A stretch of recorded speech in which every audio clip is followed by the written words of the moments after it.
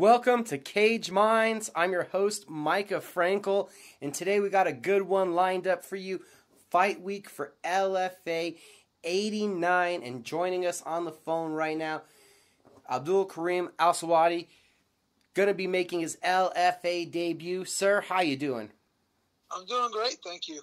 Going to be taking on Konnor Kuppe. You're a lightweight champion from the Brave promotion. You've had that kind of championship caliber experience, and now you're coming over to the LFA. So I got to first off ask you, how do you feel about starting a new chapter with a new promotion?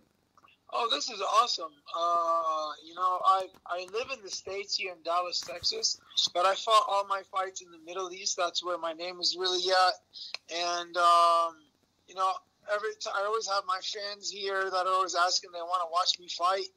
But, I'm always fighting in the Middle East. And now I get to finally fight here in the States, but it's a no-fans event. But, I'm still excited. I've been to almost all of the LFA events here in Dallas. I'm always there with my team, Fortis MMA. Well, we're always out here together. We support each other in the fights. But I'm excited. I'm really excited to start right here with LFA. It's a big promotion here in the States, and I'm excited. You said you normally fight in the Middle East. Is it nice to not have a long journey of travel before a fight now? Oh yeah, that's exciting. I mean, usually right now is like Wednesday, Tuesday. There's like a lot of stuff I'll be doing there. I would actually be there like 3 days ago, and then you can try to get over the jet lag and all of that. So yeah, it's definitely nice to just have like a quick 2-hour flight. What have been some of... Before, I used to have like 20-hour flights, 20-hour trips. So that one's a plus. What else has been some pluses for this camp here? Getting to stay there in Fortis, not having to travel? Yeah, some of the pluses, like just with COVID and all, everything was unknown. But, I was always in shape. I was always training. I just got this fight actually like 10 days ago, but I've actually been planning in my head that I was going to fight in July. July didn't come through, so I was like, okay, just keep preparing for August. And then, this fight came out of nowhere. I was even willing to do, 160. What doesn't matter. But I guess Konnor, he's heavy maybe, I don't know. So 165 would be better for him. And I'm just like, you know what, let's do this. Let's make the fight happen. And what do you think of this opportunity? What do you think of the matchup? I think it's a great opportunity, especially during times like these, where not everyone's getting a fight. There's not a lot of promotions. Actually, all I could think of is LFA and UFC that are doing events. And even LFA, they'll do like the 4 events and then they'll pause, then 4 events. So it's like I'm really happy with the opportunity to fight. And then with the matchup, Konnor's a solid guy. He's pretty tall, which I'm not shocked. I always fight tall people. He has like a karate stance, but he uses a lot of his jiu-jitsu. Like his wins are usually from his grappling. So it's a nice matchup because I do the same. I don't really have a game plan, like an actual fight plan or where I want to keep the fight. I just like to go in there, see where the fight is better at that time. Just the most things that I have similar in all of my fights are aggressiveness and blood. And blood. You like to make them dirty? Yes. Is it your fight style, or what would you say leads to fights looking like that, coming out to be those kind of wars? Man, I don't know. I think it's just like the passion I have for fighting. Like I take it as like it's a fight, till the death. The aggressiveness with the punches, the knees, the elbows, the kicks, just all of that. I guess in the end leads to that blood. I know you're happy to be getting in there. 10 days notice though. Would you have wished there was a little bit more notice for your U.S. debut, just so you could maybe promote it a little bit more? Just believe it or not, no. Because, I've had a lot of my fights, like 2 months notice, 3 months notice. And to be honest, it kind of takes a toll on you sometimes because, like I told you, I've been training really hard as if I've had a fight, So, if I'd known before it just would have added that I know I have a fight, but my training would have been the same. So I actually like this more where, you're training without stress. You're just chilling, you're enjoying your training, then all of a sudden you got to fight while you're ready. And yeah, I'm just excited for this. Have you prepared yourself for how extreme of a difference this is going to be, going from the Brave atmosphere to fighting during COVID for the first time, where it's going to be an audienceless arena? I mean, I've fought in like a similar situation before. Not in Brave, but for another event. It was like a reality show and stuff. So it's nice, believe it or not, even watching the most recent fights, fights get more aggressive because the fighters have less nerves going in the fights. You can actually hear your corners more. For me, even though I always fought in front of fans too, I would block it out and try to imagine there was no one there. So just having no one there makes it, easier, I guess you could say. Just really excited for this opportunity to come, for this fight day to come. I just hope, that, my opponent and his team, they pass all their, medicals and they make the weight and they just show up. Let's put on a show for everyone at home. With it being your introduction to the LFA, does that make you want to kind of put on a show? Definitely. It's my first fight in the States, so I definitely do want to make a statement here. Like, here I am. I want everyone to know me after this fight, or at least, just have my name out there more and more. We know that the fight game is based on opportunity. You fighting overseas, is that where the opportunities had been for you? Yeah, that's where I started, and then, I made a big name for myself there. The pay over there was really well, and the sponsors from there started coming very well. I was fighting on TV over there, and just, that's where my origins are from, like my family. So it was helping a lot that I had, one of the best camps in the world here in the States, but I would fight over there. Was there any sense of hesitation because your main card, but there's a little bit of almost starting over with going to another promotion and fighting in a different country, isn't there? Yeah, but honestly, I don't care with the way things have been. I just wanted to fight. If the fight was on TV, it wasn't on TV, undercard, the backyard. It doesn't really matter for me. I just really needed to get my fix. I just really need to get my fight fix. When did you find martial arts and MMA? So I've been into MMA all of my life, with my father. He was a karate kyokushin black belt back in the day when karate was actual karate. And then he used to watch the UFC when it first started, and I'd always watch with him.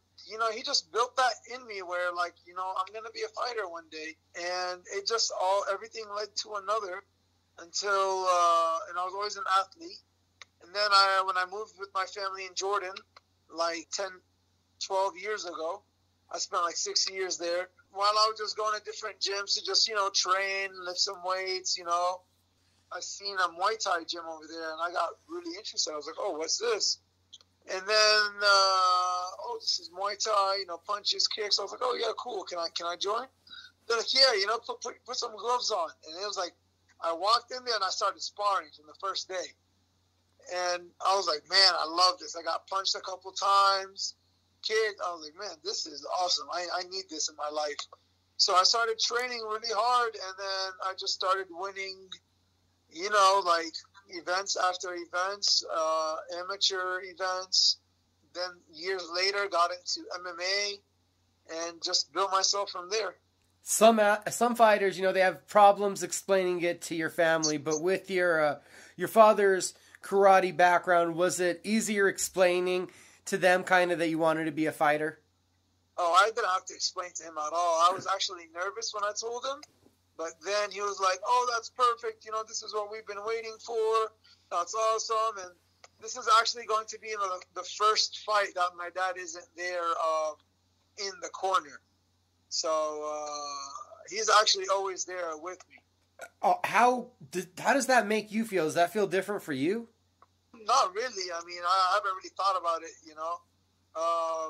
just because I'm just really focused on this fight, you know. And he's going to be there with me in the heart, you know, just like how in the actual fight, he's not in the cage with me. I'm the actual person in the cage. I have to do the fight. So it's nice to have him there fight week, you know, but even if he's not, then, you know, this is a job that has to be done, and there's no problem with that. Right now, a lot of guys are MMA fighters. Do you feel like you're an MMA fighter, or did you have a specific base that you built off of? Yeah, I mean, I started with some striking, like Muay Thai, and then got into jiu-jitsu and wrestling, and then connected them all. But I see myself, my best strength is connecting all of these together, you know? And then we're looking forward to seeing you in your LFA debut at LFA 89. Are you expecting to try to keep this one on the feet or play it out as it comes to you? Man, like I told you, I'm going to take this fight wherever it needs to be taken, you know? You know, but from the way I see, you know, my style, his style is going to be all over the place. Like, it's going to be all over the place. With 10 days notice, how much were you able to look into Konnor? Really, my main focus was just on me, just making sure my preparation went well, that I'm ready. Weight is not an issue for me because I usually fight at 155. My last fight was 145. So, yeah, weight was not an issue for me.